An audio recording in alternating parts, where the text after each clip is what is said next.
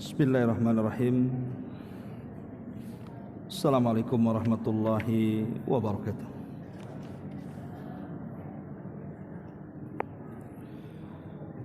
Alhamdulillah wassalatu wassalamu ala Rasulillah wa ala alihi wa sahbihi wa mawalah wa la hawla wa la quwata illa billahi wa ba'd. Alhamdulillah, segala puja dan puji hanya milik Allah subhanahu wa ta'ala. Salawat dan juga salam kita hadiahkan kepada Rasul kita Nabi besar Muhammad sallallahu alaihi wa ala alihi wasallam. Baik, kita akan lanjutkan kajian kita, masih membahas kitab 175 Jalan Menuju Surga Allah Subhanahu wa taala. Dan kita sudah masuk pada halaman 94 pada poin 43, di mana di antara amalan yang bisa memasukkan kita ke surga adalah dengan mencintai surah Al-Ikhlas. Baik, kita baca dulu baru kita jelaskan. An Anasin radhiyallahu anhu anna rajulan qala ya Rasulullah inni uhibbu hadhihi surata qul huwallahu ahad faqala inna hubbaka iyyaha yudkhilukal jannata. Dari Anas bin Malik radhiyallahu an bahwasanya ada seorang laki-laki berkata, wahai Rasulullah, sesungguhnya aku mencintai surat ini. Maksudnya Qul huwallahu ahad, suratul Ikhlas. Beliau sallallahu alaihi wasallam menjawab, sesungguhnya rasa cinta dirimu terhadap surat itu dapat memasukkan kamu ke dalam surga. Kemudian poin yang ke-44 karena terkait juga, Nabi sallallahu alaihi wasallam bersabda, man qara'a qul huwallahu ahad 10 marratin banallahu lahu baitan fil jannah. Barang siapa yang membaca qul huwallahu ahad 10 kali, niscaya Allah akan bangunkan untuknya sebuah istana di surga. Baik, ma'asyiral muslimat yang dimuliakan Allah Subhanahu wa taala, surat Al-Ikhlas ini atau surat Qul huwallahu ahad, ulama menyebutnya dengan surah Al-Ikhlas. Dan di dalam Al-Quran Al-Karim surah Al-Ikhlas itu ada dua. Pertama Qul ya ayyuhal kafirun, dan yang kedua Qul huwallahu ahad. Ini dua surat yang disebut dengan suratul Ikhlas. Makanya dua surat ini selalu digandengkan oleh Nabi sallallahu alaihi wasallam di dalam beberapa salat sunnah. Contoh 2 rakaat fajar. Nabi mensyariatkan kalau ibu salat 2 rakaat fajar, salat sebelum subuh, maka rakaat pertama disunnahkan membaca Qul ya ayyuhal kafirun, dan yang kedua disunnahkan membaca Qul huwallahu ahad. Atau dalam salat sunnah tawaf, ibu kalau habis tawaf ketika umrah atau haji, disyariatkan 2 rakaat salat sunnah di belakang makam Ibrahim. Maka rakaat yang pertama dibaca Qul ya ayyuhal kafirun, dan yang kedua juga dibaca Qul huwallahu ahad. Atau juga disunnahkan saat ibu tidur. Jadi menjelang tidur disunnahkan 2 surat ini juga dibaca. Makanya kemudian 2 surat ini ada kaitan erat. Lalu apa perbedaannya? Karena dua-duanya disebut surah Al-Ikhlas.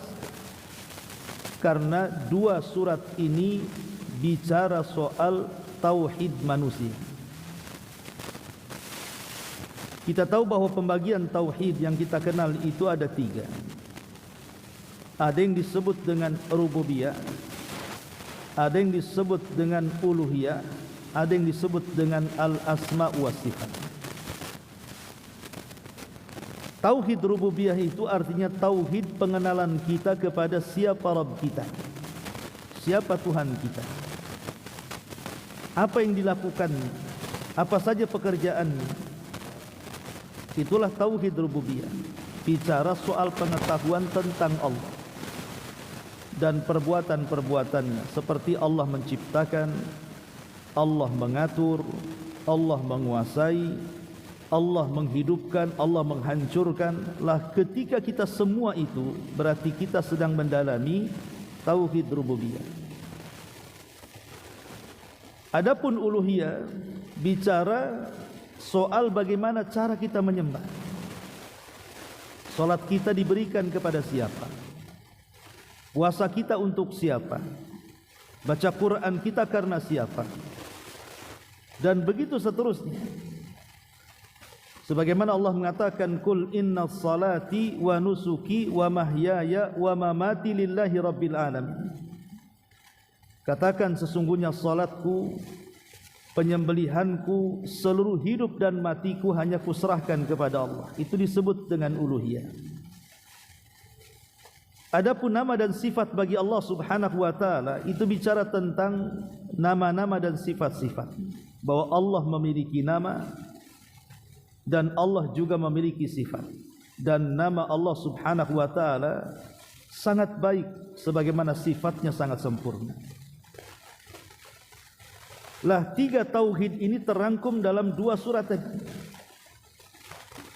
Kalau kita bicara soal pengenalan siapa Tuhan kita, maka mengacu kepada Qul huwallahu ahad yang kita akan bahas.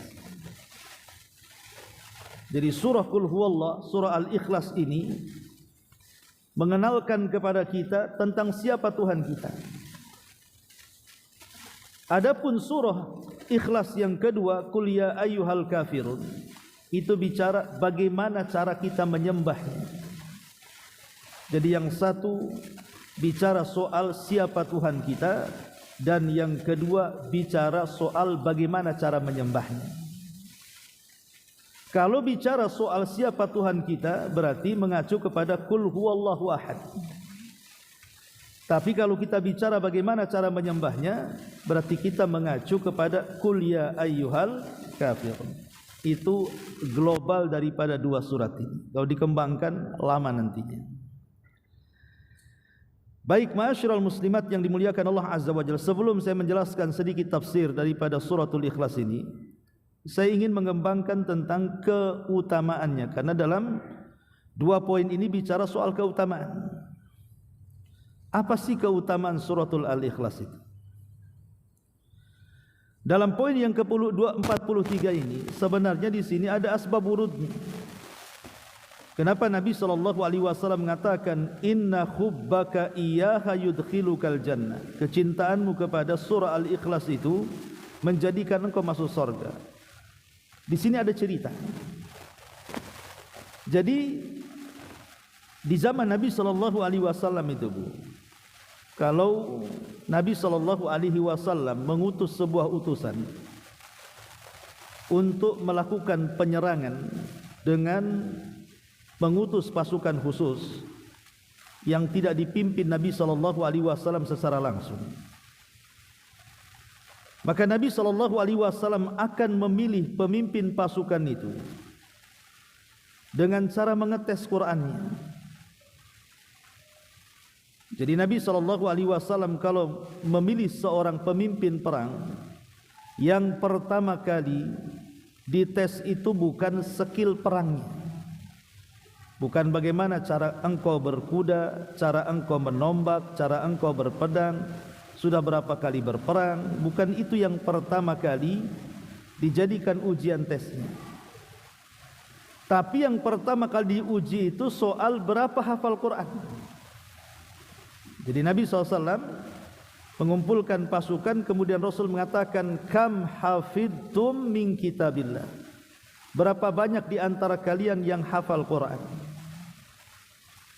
Kemudian nanti para sahabat mengatakan, saya hafal sekian-sekian, yang lain mengatakan sekian-sekian, yang lain mengatakan sekian-sekian. Maka yang paling banyak hafalan di antara para sahabat pasti akan dipilih menjadi pemimpin. Maka Nabi SAW kalau sudah menemukan satu sahabat yang hafalannya menonjol, maka Rasul mengatakan, anta imamuhum, engkau akan menjadi pemimpin mereka. Lihat bagaimana Nabi SAW mengetes para sahabat untuk menjadi pemimpin perang. Bukan skillnya dulu, tapi soal Qur'annya dulu. Coba kalau sekarang perusahaan-perusahaan yang ada di Batam ini, kalau orang masuk perusahaan dites Qur'annya dulu, saya kira nggak ada orang korupsi. Tapi kan orang sekarang bukan itu yang dites, skillnya dulu kan. Soal akhlaknya itu belakangan biasanya. Yang penting ada rekomendasi, ijazah, mau pakai ordal apa istilahnya. Yang penting masuk. Itulah tarbiyah Nabi SAW di zaman itu. Karena pemimpin perang itu juga sekaligus pemimpin salat, itu masalahnya. Kalau anda berani memimpin pasukan, berarti anda juga harus berani memimpin salat pasukan. Makanya itu kenapa Nabi SAW mensyaratkan seorang pemimpin perang itu harus orang yang paling banyak hafalan. Setelah kemudian Nabi SAW menunjuk orang yang paling baik hafalan Qur'annya, ya tentu juga setelah itu juga lihat skill perangnya. Barulah Nabi SAW memberangkatkan pasukan itu. Sampai ada satu kisah, ada sebuah pasukan yang dipimpin oleh pemimpin yang ditunjuk langsung Nabi SAW karena dianggap paling banyak hafalannya saat berangkat perang. Dan saat tiba waktu sholat, terutama surat-surat yang dijaharkan seperti maghrib, isya dan subuh, ini imamnya atau pemimpin perangnya kalau jadi imam itu selalu yang dibaca qul huwallah. Sholat maghrib rakaat pertama Al-Fatihah qul huwallah, nanti rakaat yang kedua Al-Fatihah qul huwallah lagi, nanti datang isya gitu lagi. Rakaat pertama Fatihah, rakaat dengan qul huwallah, rakaat kedua Fatihah dengan qul huwallah. Subuh gitu lagi. Jadi sepanjang peperangan imam ini selain dia memimpin perang, dia juga memimpin salat yang dibaca asik qul huwallah saja. Persis kayak ibu, asik qul huwallah saja kalau salat itu. Ya.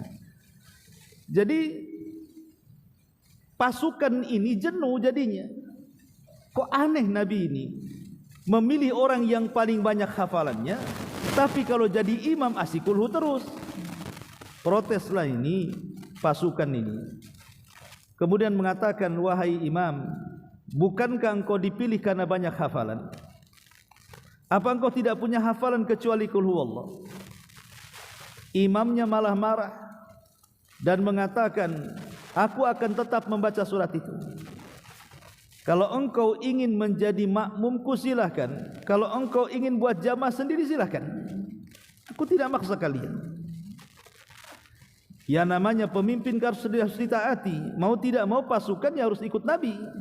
Sebagaimana Nabi sudah memilih seseorang, ya harus diikuti orang ini. Ketika kemudian selesai tugas dilaksanakan para sahabat, mereka pulang ke Madinah. Lah sebagian pasukan ini tidak terima, melapor kepada Nabi SAW soal sikap imam mereka yang selama bertugas kalau sholat asikulhu saja yang dibaca. Maka Nabi SAW memanggil imam ini yang merupakan pemimpin perang itu. Kemudian Nabi SAW meninterogasi apakah betul kabar ini. Kata sang pemimpin yang ditunjuk Nabi dan sekaligus menjadi imam salat ini mengatakan, benar wahai Rasul, aku lakukan seperti itu. Maka Nabi SAW bertanya, apa alasanmu? Kenapa engkau terus membaca surat itu?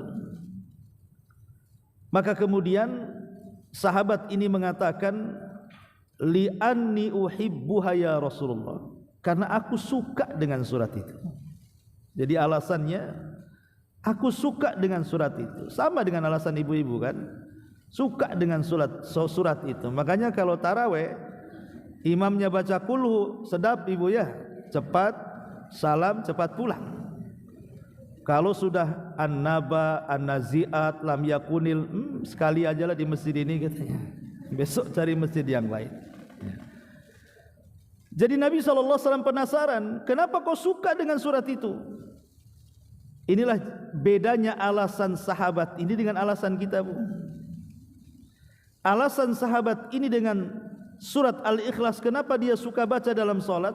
Dia mengatakan li'annaha sifatur rahman wa ana uhibbuha.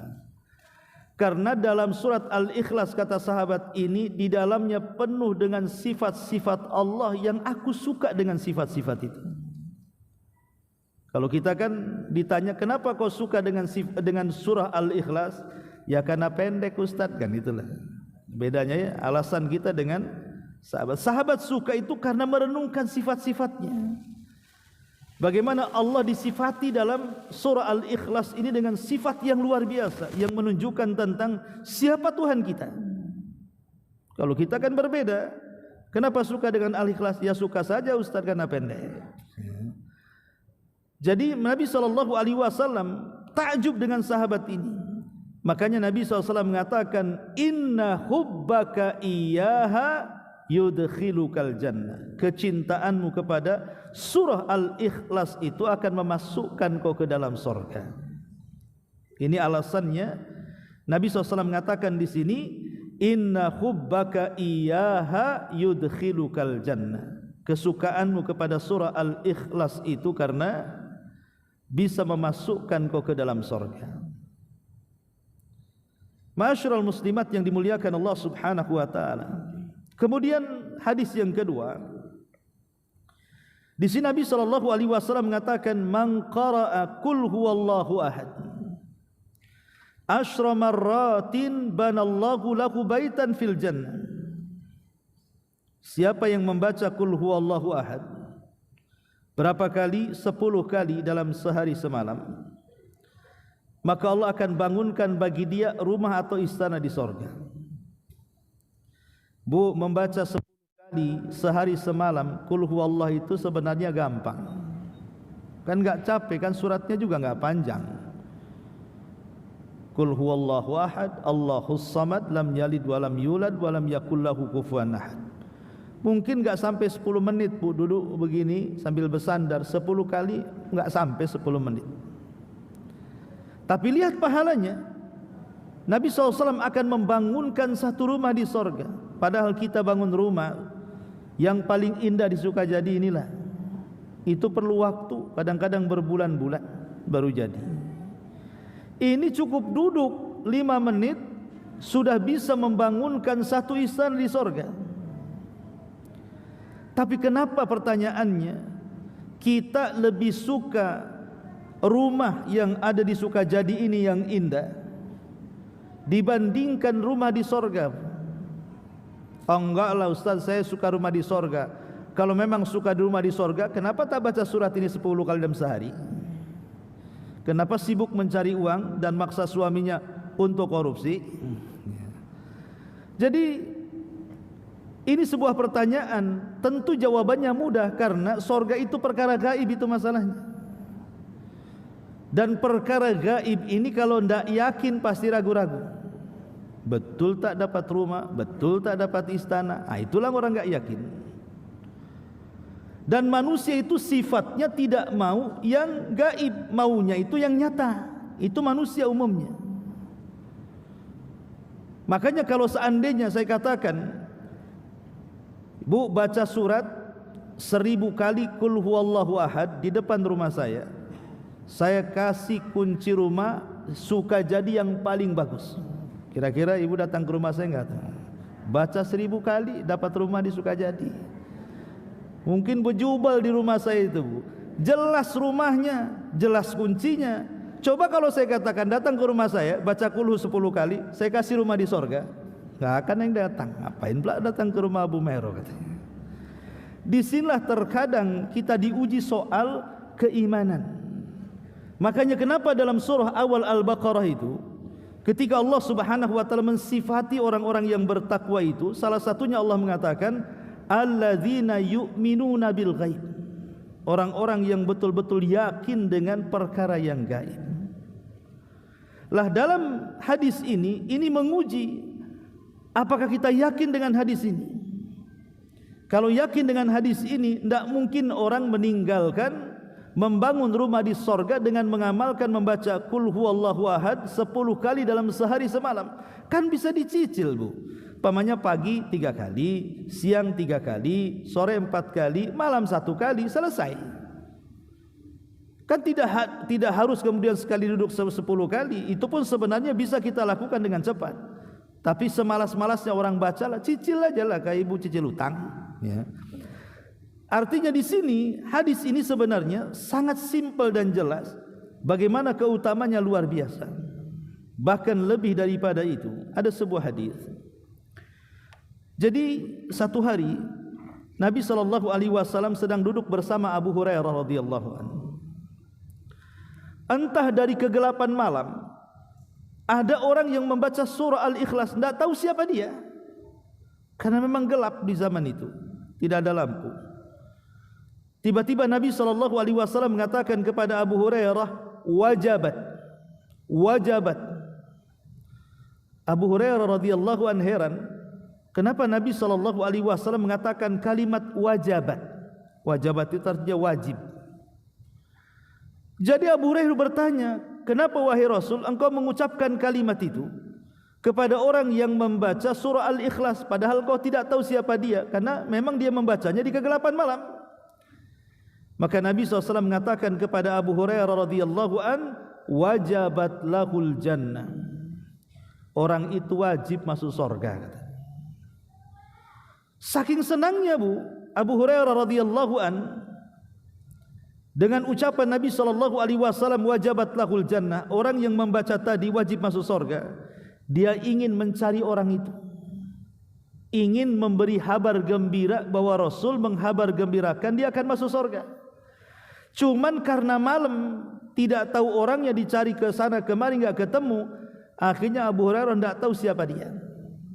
Tapi begitulah sifat para sahabat, kalau ada saudaranya senang ikut senang, karena ingin menghabarkan kan. Kalau kita kan tidak, kalau saudaranya senang sakit hati kita, ya. Tetangganya membeli sesuatu, mobil bagus, rumah pula bagus gitu, bukan datang ikut senang, malah ditanya itu kerjanya suaminya apa itu ya, kok bisa dia beli itu. Bukan kemudian ikut senang, malah diinterogasi pula dari mana duitnya. Lah ini kadang-kadang hasadnya kita ini kadang-kadang melampau. Padahal Nabi SAW mengajarkan hendaklah kita harus ikut senang bagi saudara kita yang senang. Sama ketika Nabi SAW bersama Abu Bakar Umar lewat di Masjid Nabawi, di balik tiang itu rupanya ada orang yang baca Quran. Suaranya bagus sekali. Jadi saking bagusnya Rasul mengatakan kepada Abu Bakar dan Umar, wahai Abu Bakar, Umar, tahukah kamu saat Jibril menurunkan wahyu kepadaku suaranya seperti apa? Kata Abu Bakar dan Umar, aku tidak tahu wahai Rasul, Allah wa Rasuluhu a'lam. Maka Rasul mengatakan, suaranya seperti orang yang sedang ngaji di balik tiang itu, katanya. Jadi Abu Bakar Umar ini penasaran siapa orang yang ngaji di balik tiang itu. Kok suaranya disejajarkan oleh Nabi dengan Jibril? Rupanya setelah dilihat dari kejauhan, dia adalah Ibnu Ummi Abdin, kunyah daripada Abdullah ibn Mas'ud radhiyallahu anhu. Pagi-pagi buta Umar itu datang ke rumah Ibnu Mas'ud. Maksudnya ingin menghabar gembirakan, selamat ya wahai Ibnu Mas'ud, Nabi sallallahu sudah mensejajarkan suaramu dengan suara Jibril. Tapi raut muka Ibnu Mas'ud seolah-olah biasa saja. Ketika kemudian Umar mengatakan, kenapa kau tak senang? Kata Ibnu Mas'ud, kau telat, Abu Bakar tadi baru datang, katanya. Ngasih tahu dengan perkara yang sama. Begitu sahabat berlomba-lomba, kalau ada saudara kita mendapatkan nikmat, berbondong-bondong ngasih semangat gitu, bukan malah curiga. Lah itulah hebatnya hati para sahabat, tidak ada dengki, tidak ada hasad. Balik kepada tema di sini, bahwa surah Al-Ikhlas ini Bu adalah surat yang siapapun mencintai surat ini dan memahami makna-maknanya, apalagi sampai mengamalkannya, maka dijamin masuk surga. Lebih daripada itu, ulama ketika mengatakan di antara nama-nama surah Al-Ikhlas adalah disebut dengan suratul syifa. Jadi kul huwallah itu Bu, itu disebut suratul syifa, surat yang bisa menyembuhkan penyakit. Artinya kalau seandainya kita ini mau menyembuhkan penyakit, kita bisa menjadikan surat ini salah satu daripada surat ruqyah. Ambil umpamanya segelas air putih, kemudian kita baca Al-Fatihah, kita baca Qul a'udzu birabbin nas, kita baca Qul a'udzu birabbil falaq, kita baca Qul huwallahu ahad, kemudian kita kasih minum, itu sudah jadi obat itu. Kan simpel sebenarnya, tapi syaratnya harus yakin Bu. Enggak boleh ragu-ragu. Coba-cobalah, kata Ustaz Abu Mairo, katanya kalau baca 4 surat Al-Fatihah dan 3 Qul jadi obat, enggak akan sembuh penyakitnya Bu. Kenapa? Karena coba-coba itu masih terkandung keraguan. Jadi tidak boleh coba-coba, harus ditanamkan sugesti. Makanya sugesti itu dalam ilmu kesehatan pun katanya bisa mengobati kan. Makanya dokter itu nggak mungkin nakut-nakuti orang. Walaupun besok akan mati, dibilangnya besok akan sembuh, kan begitu. Kalau semua pasien ditakut-takuti sama dokter, cepat tobat kau besok akan mati mamanya kan. Mungkin nggak ada lagi pasien yang datang. Karena memang sugesti ataupun kepercayaan ini bisa menyembuhkan. Lah sama dengan ruqyah juga tidak bisa jadi coba-coba. Harus yakin bahwa Quran itu penyembuh, karena dia adalah kalamullah. Lah surah Al-Ikhlas ini ulama menyebutnya suratul syifa namanya. Surat yang bisa menyembuhkan, bisa digunakan untuk ruqyah. Anak rewel malam-malam gitu kan, ibu punya bayi rewel kali. Ya mungkin siapa tahu mungkin karena kesambet atau apa kan, baca surah Al-Ikhlas.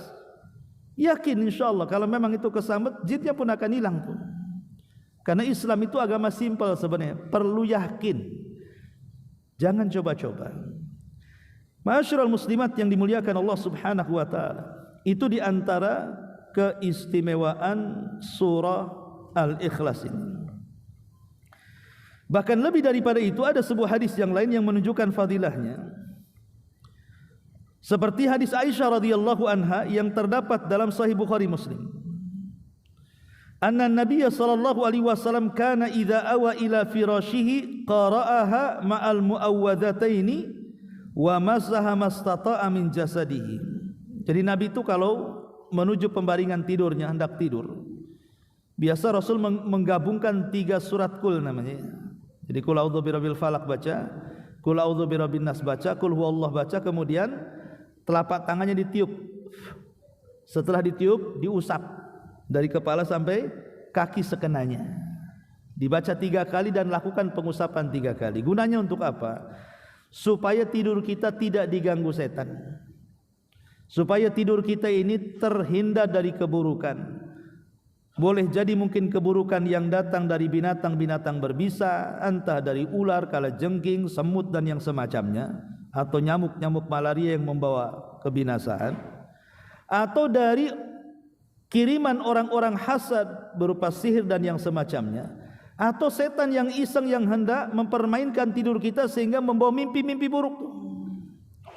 Makanya Nabi SAW menganjurkan membaca surah Al-Ikhlas digabungkan dengan muawwidzatain tadi untuk supaya kita terhindar dari keburukan. Dan ini juga satu keistimewaan yang luar biasa. Kemudian juga di antara keutamaannya, Nabi SAW juga bersabda dalam hadis Bukhari, hadis Abi Sa'id Al-Khudri radhiyallahu anhu. Jadi ada seseorang laki-laki mendengar atau membaca suratul Ikhlas, Qul huwallahu ahad, Allahus samad, lam yalid walam yulad walam yakul lahu kufuwan ahad. Maka ketika di waktu pagi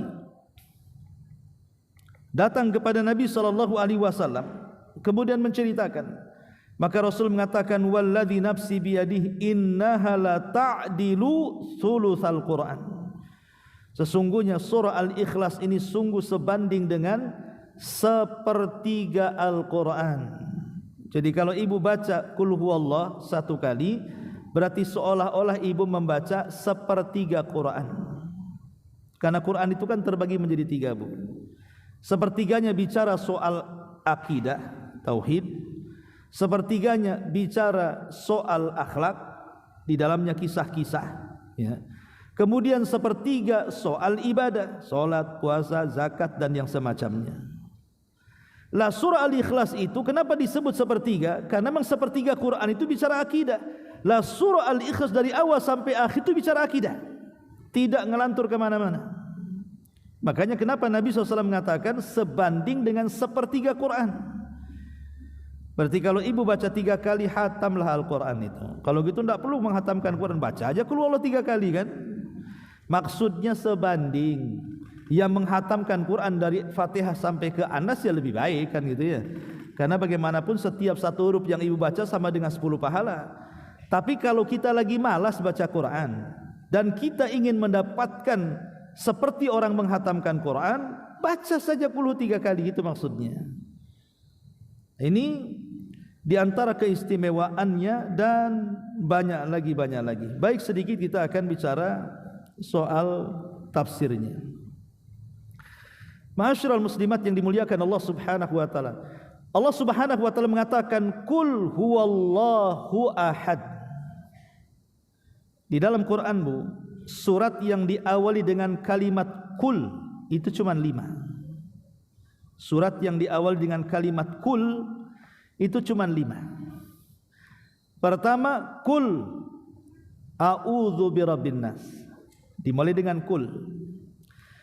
Yang kedua, Qul a'udzu birabbil falaq.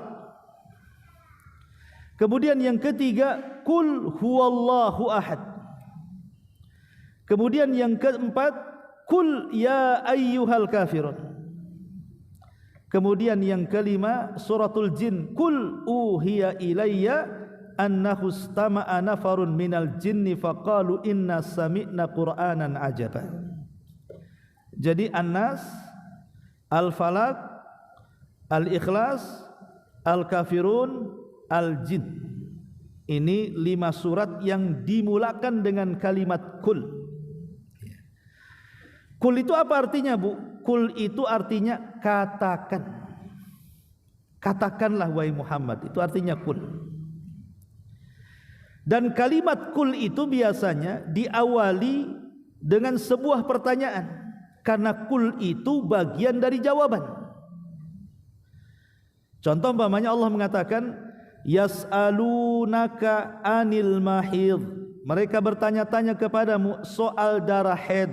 Allah katakan Qul huwa adzan. Katakan wahai Muhammad, itu darah kotor. Kan diawali dengan pertanyaan tuh. Ya. Yas'alunaka madza yunfikun. Mereka bertanya-tanya, kalau saya punya harta kemana saya infakkan?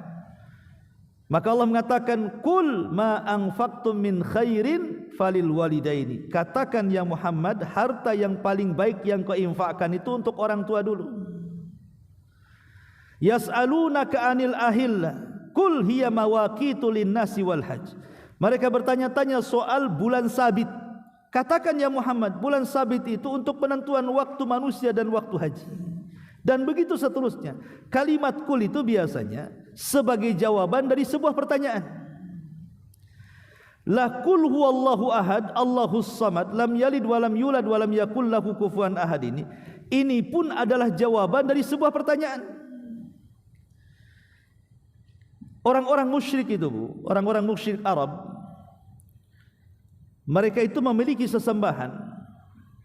Sesembahan mereka itu dikenali siapa orang tuanya, dari mana asal keturunannya.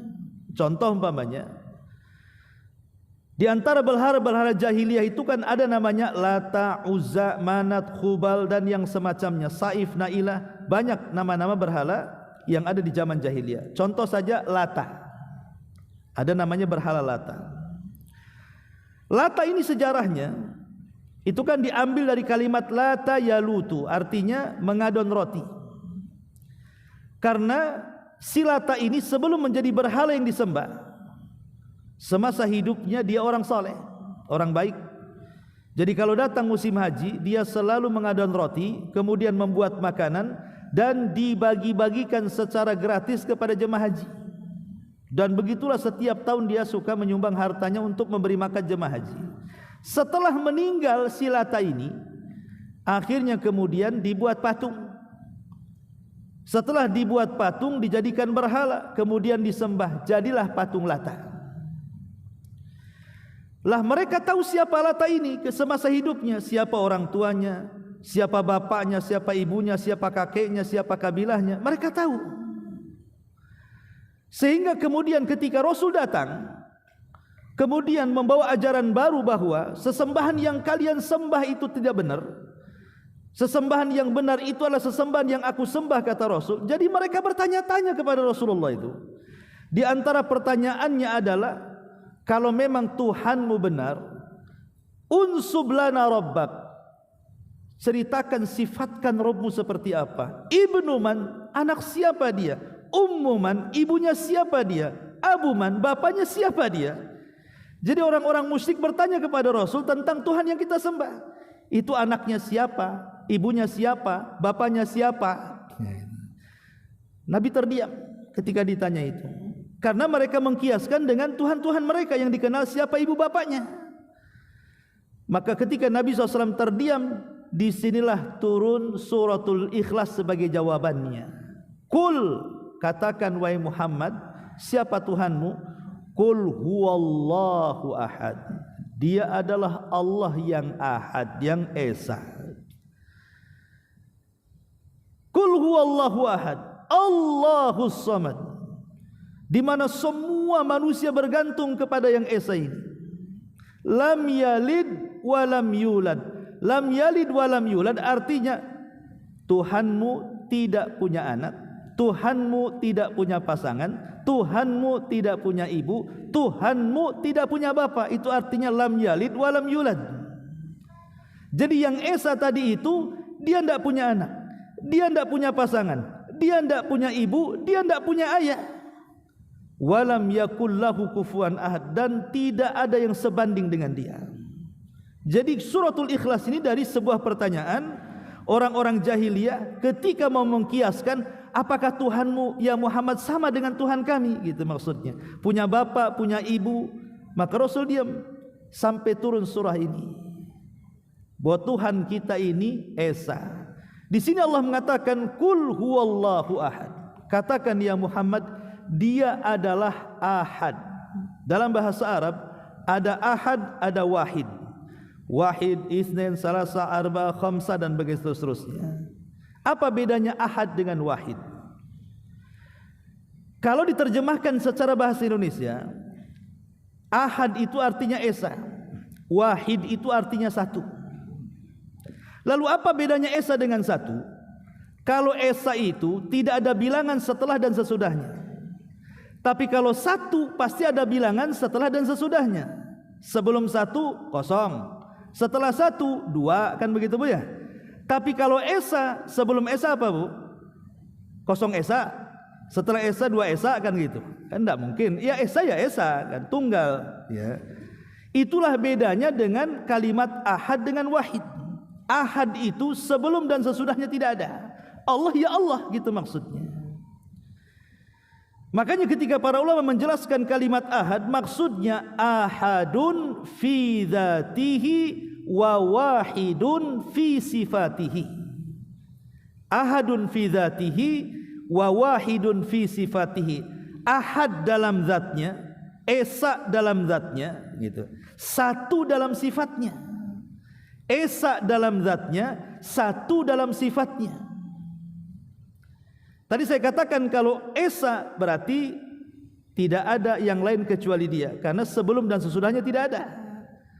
Jadi esa zatnya cuma satu, tidak ada sebelum dan sesudahnya. Tetapi kalau bicara soal sifat, wahidun fi sifatihi. Kenapa kalimat wahid? Karena sifat Allah bukan satu, banyak. Sifat Allah itu banyak, tapi sifat yang banyak ini kembali kepada yang esa. Di mana antara sifat dan zat Allah itu, sifat dan zat Allah itu pasti sama, karena kembali ke yang satu. Beda dengan manusia, terkadang antara zat dan sifatnya berbeda. Contoh umpamanya, kita ini dikatakan pemaaf atau suka mengampuni. Berapa lama ibu menjadi pemaaf coba? Satu kali ada orang berbuat salah, ialah ibu maafkan. 2 kali ibu maafkan, 3 kali ibu maafkan, 4 kali mustahil ibu maafkan. Kurang ajar dia, udah banyak salah minta maaf, tak mungkinlah saya maafkan kan. Ibu memberikan bantuan, 1 hari minta ibu kasih, ada lagi minta ibu kasih, 5 kali minta, lama-lama digembok kunci ibu tuh. Apain pula minta-minta terus? Karena sifat kita ini terkadang berubah-ubah, zat kita juga berubah-ubah gitu. Tapi Allah tidak. Selama pengampun, selamanya akan tetap pengampun. Selama pemberi, selamanya akan tetap pemberi. Itulah makna ahad di sini. Qul huwallahu ahad. Kemudian Allahus samad. Samad itu artinya semua manusia bergantung kepada Allah, dan Allah tidak bergantung kepada manusia. Kalau kita yakin Allah itu samad, disinilah letak ketenangannya. Sebab apa? Kalau orang meletakkan kalimat samad dalam hati, pasti akan tenang seumur hidupnya, baik dalam keadaan susah ataupun senang, dalam keadaan sehat ataupun sakit. Kenapa? Karena dalam hatinya ada tempat bergantung zat yang maha kuat segala-galanya. Karena kalau bergantung kepada makhluk, seberapa sih kekuatan makhluk itu, Bu? Ibu punya saudara umpamanya kan, ataupun ibu hendak punya masalah, membayar pengacara. Wah, pengacara kondang di Indonesia yang banyak cincinnya itu umpamanya ya. Sekali kena stroke, Bu, pelet, tak bisa ngomong. Kira-kira pengacara kalau stroke nggak bisa ngomong, bisa cari uang nggak tuh? Pengacara kan pakai mulut tuh cari uangnya. Sampai kapan kekuatan pengacara itu? Dikasih stroke, mulutnya nggak bisa ngomong, nggak bisa lagi dia cari duit. Kekuatan makhluk itu terbatas. Pamannya kita punya pejabat, entah di kepolisian, entah di anggota dewan, di apa, sekali purna selesai, nggak bisa lagi kita bergantung kepada mereka. Kekuatan makhluk itu terbatas. Makanya orang yang bergantung kepada makhluk, ketenangannya juga terbatas. Tapi kalau kita bergantung kepada zat yang kuat segala-galanya, maka dari hidup sampai mati, itulah ketenangannya. Itulah yang dikatakan dengan tawakal namanya. Dari sifat samad muncul tawakal, bahwa kita hanya bergantung kepada zat yang kuat saja, supaya tenang selamanya. Itu makna samad artinya. Kemudian lam yalid wa lam yulad. Lam yalid, tidak melahirkan dan tidak dilahirkan. Ini bantahan kepada siapa? Satu bantahan kepada orang Nasrani.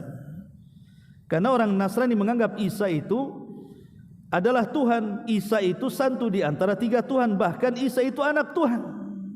Maka kita katakan lam yalid wa lam yulad. Tuhan kami tidak seperti Tuhan kalian. Tuhan kami tidak melahirkan dan tidak dilahirkan. Yang kedua, bantahan kepada orang Yahudi yang mengatakan Uzair itu putra Tuhan juga sama. Maka kita katakan, hei Yahudi, Tuhan kita berbeda. Tuhan kalian ada orang tuanya. Tuhan kami lam yalid wa lam yulad. Tidak melahirkan dan tidak dilahirkan. Ataupun bantahan kepada orang musyrik Arab di zaman itu yang menganggap malaikat-malaikat itu putri-putri Allah. Allah tidak punya putri, Allah tidak punya putra, bahkan Allah tidak punya orang tua. Lam yalid wa lam yulad. Dari sini juga bantahan kepada orang liberal yang menganggap semua agama sama. Dari mana sama? Kita ini agama yang mentauhidkan Allah, yang mengatakan Allah Esa, dia tidak melahirkan dan dia tidak dilahirkan. Apakah sama Islam dengan Nasrani? Yang tidak sama. Kita ini Tuhannya satu, mereka Tuhannya banyak. Yahudi juga tidak sama dengan kita. Kita Tuhan satu, mereka Tuhan banyak. Dengan orang-orang musyrik juga tidak sama. Berarti tidak benar akidah liberal menyamakan semua Tuhan. Banyak jalan menuju Roma, toh juga sampai ke Roma juga. Banyak jalan menuju sorga, mau agama apa saja nanti sampai ke sorga. Nah, mustahil. Makanya Allah mengatakan di sini lam yalid wa lam yulad, dan Allah katakan yang terakhir walam yakul lahu kufuwan ahad, dan tidak ada yang setara dengan Allah. Karena kita ini tidak bisa mensifatkan Allah Subhanahu wa taala seperti mensifatkan berhala-berhala yang diyakini di luar daripada agama Islam. Allah itu kita yakini adanya, tapi siapa yang pernah melihat Allah? Contoh begini Bu ya. Umpamanya ibu pernah jumpa dengan saya. Tentu ibu akan bisa mensifati saya karena pernah jumpa dengan saya. Satu. Atau mungkin ibu tidak pernah berjumpa dengan saya, tapi saya punya kembaran. Ibu melihat kembaran saya, sehingga ibu mensifati saya dengan kembarannya. Atau mungkin yang ketiga, ibu tidak pernah melihat saya, tidak melihat kembaran saya, tapi ada teman saya cerita tentang saya. Kan mengenal saya itu kan biasanya dari 3 perkara ini kan Bu. Contoh umpamanya mengenal, inilah handphone, saya punya handphone. Ya. Coba ibu sifatkan handphone Abu Humairah seperti apa. Bagi yang pernah melihat pasti akan bisa mensifatkan, oh Abu Humairah ini sudah lecak handphonenya itu, handphone apa tuh namanya, saya pernah melihatnya. Dia bisa mensifatkan. Atau mungkin ada yang sama dengan handphone ini. Oh saya tahu walaupun tidak pernah melihat handphone dia, pasti dia Samsung sekian-sekian, saya tahulah, oh sama kok itu keluarannya. Atau boleh jadi mungkin ibu tidak pernah melihat handphone saya, tidak juga ada satu pabrik pengeluarannya, mungkin ada orang yang pernah melihatnya. Kita terapkan kepada Allah Subhanahu wa taala. Siapa yang pernah melihat Allah? Tidak ada yang pernah melihat Allah. Berarti teori pertama batal. Karena tidak ada yang tidak pernah melihat Allah. Enggak ada pernah melihat Allah. Siapa yang pernah melihat Allah di dunia? Enggak ada. Satu pun manusia enggak ada. Kalau ada orang yang pernah melihat Allah, dustakan. Nabi saja ketika Mi'raj tidak pernah melihat Allah di Sidratil Muntaha karena ditabir dengan cahaya. Yang kedua, saya bisa mensifatkan Allah karena Allah ada kembarannya. Allah tidak punya kembaran. Bagaimana caranya mensifatkan Allah dengan kembarannya? Kemungkinan yang ketiga, ada orang yang dihabarkan Allah siapa dirinya untuk disampaikan kepada orang lain, dan ini mungkin tapi lewat para nabi. Allah memahyukan kepada para nabi siapa Tuhannya, para nabi menghabarkan kepada kita. Itulah satu-satunya kita mengenal Allah, cuma begitu, lewat ajaran para nabi. Lah Nabi kita Muhammad sallallahu alaihi wasallam sudah mensifati dan juga memberitahu tentang nama-nama dan sifat bagi Allah Subhanahu wa taala. Jadi kita mengenal Allah itu hanya satu jalurnya, harus lewat jalur nabi. Baru kita akan mengenal Allah. Karena Allah itu tidak ada yang serupa dengan makhluknya. Walam yakul lahu kufuwan ahad. Tidak ada yang sekufu dengan makhluknya. Bagaimana akan dibandingkan dengan Tuhan-Tuhan yang lainnya? Ya. Makanya di sini ma'asyiral muslimat yang dimuliakan Allah Azza wa Jalla, walaupun surah Al-Ikhlas ini singkat, tapi padat sekali maknanya. Intinya adalah tauhid kepada Allah Subhanahu wa taala. Lah siapapun yang berusaha untuk mencintai surat ini karena suka dengan sifat-sifatnya dan berusaha untuk mengamalkannya, artinya mentauhidkan Allah dengan sesungguhnya, maka berdasarkan sabda ini, inna hubbaka iyyaha yudkhilukal jannah. Sesungguhnya rasa cinta terhadapnya dapat memasukkan kamu ke dalam sorga. Baik, ini diantara rangkuman dari 2 poin ini. Sebelum saya tutup, kalau ada yang mau bertanya silakan.